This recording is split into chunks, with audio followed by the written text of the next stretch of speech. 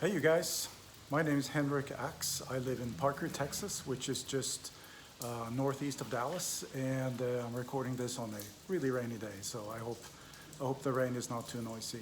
Anyway, I'm the owner of VIN number 1283.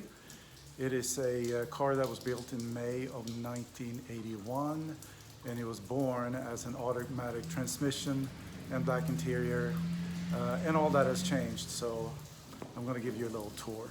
Thanks.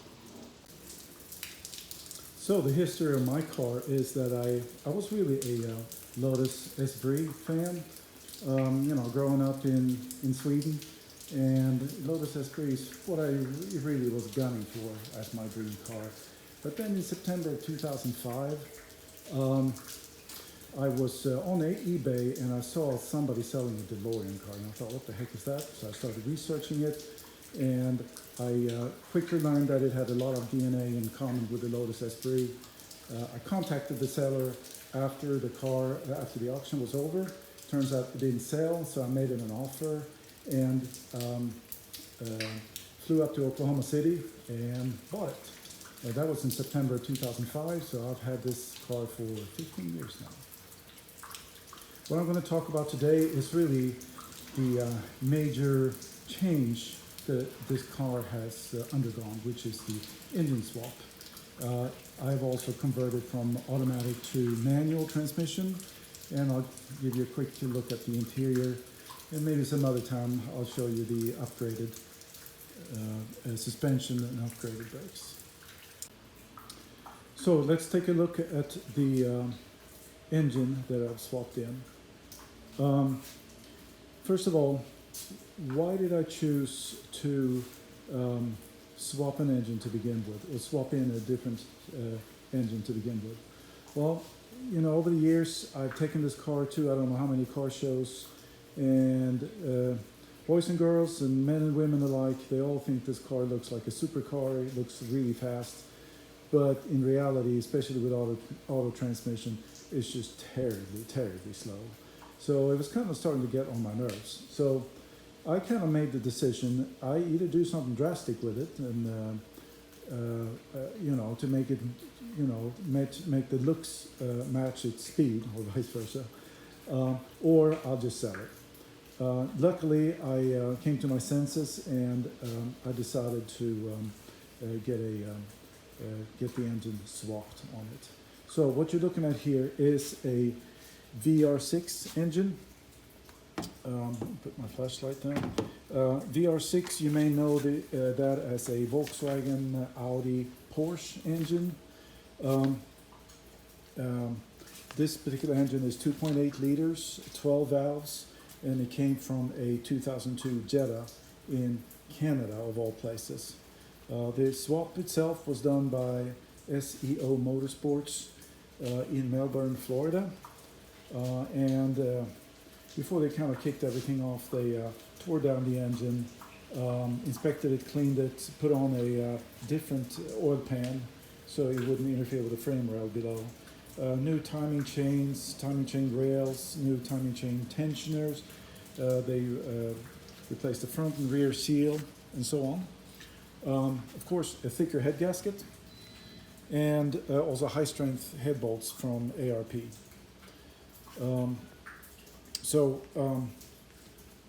Why a VR6 engine? Why is that such a perfect engine for a DeLorean? Well, first of all, look how small it is.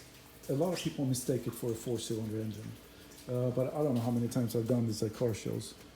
1, 2, 3, 4, 5, 6 spark plugs. So it's clearly a 6. It's a V6, narrow V6, only 15 degrees, with a single cylinder head.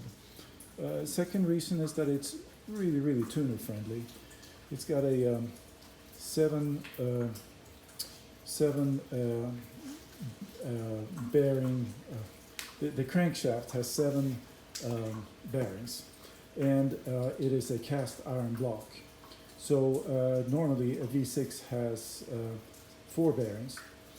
And what that means is that it can handle a ton of boost. You may have seen a bunch of 1,000 horsepower Jettas on YouTube run around on the drag strips in Europe. Um, so it can handle a lot of boost, very tuner friendly. What I really like about the VR6 is because it has the 7 main bearings, that also means that each and every of the piston rods are so independent of each other. So each piston fires at 120 degrees. So it is considered a even fire engine. So it kind of sounds like a inline 6, which I prefer over the V6 or V8 Rumble. But that's just personal preference. But anyway, I think this makes the VR6 is a perfect engine to swap in on a DeLorean. The exhaust manifold is cast iron, and as you can see, it's designed to made up of the VR6 and a T4 style aftermarket turbo. See the flange here? It all bolts together. The aftermarket is like I said, a T4 style aftermarket turbocharger with wastegate, oil supply, and down below we have oil return.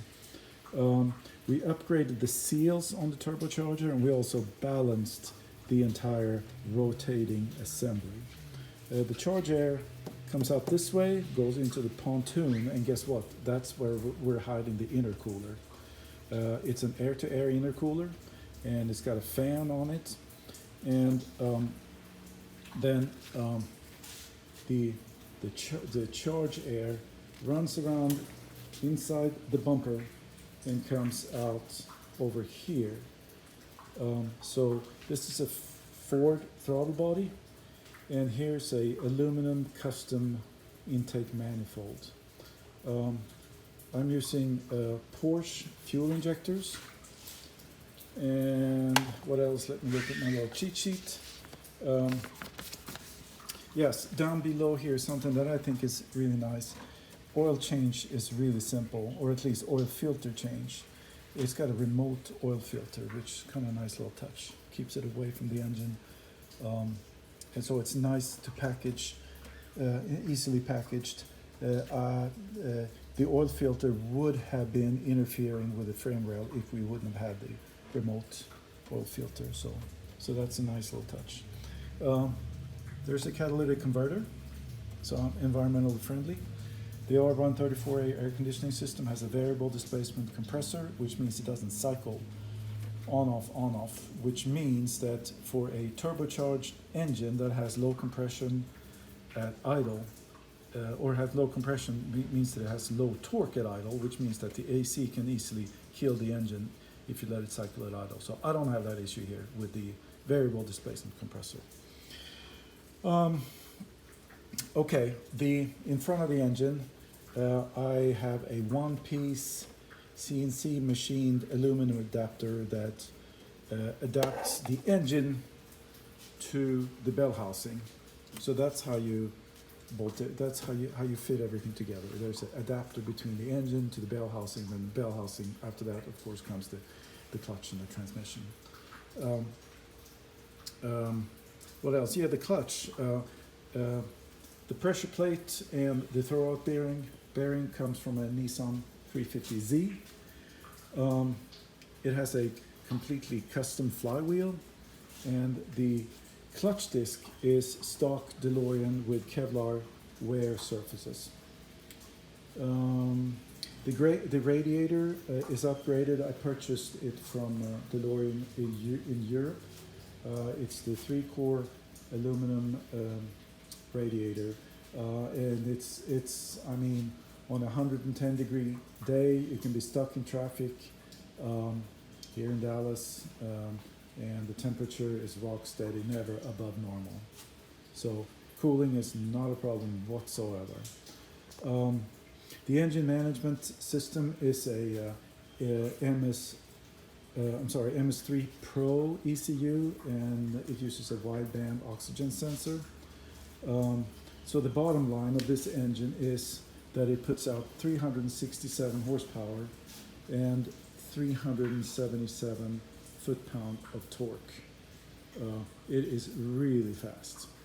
The transmission itself, I mentioned that I swapped to manual transmission. The transmission gearbox itself is actually stock DeLorean, but I added a heavy-duty input shaft. And for anybody who converts from automatic to manual, we know that getting the shift linkage to fit is no easy feat. And also, of course, to put in the 3-pedal pedal box, that requires you to tear down the entire dash, which, hard on the back, and it's quite time consuming. The entire interior has also been replaced piece by, or reupholstered in pieces. I removed all pieces, all 44 pieces, and took it to Tin Lizzie Affair in Richardson, Texas. I went for kind of a blend of gray and black. I thought that turned out pretty nice.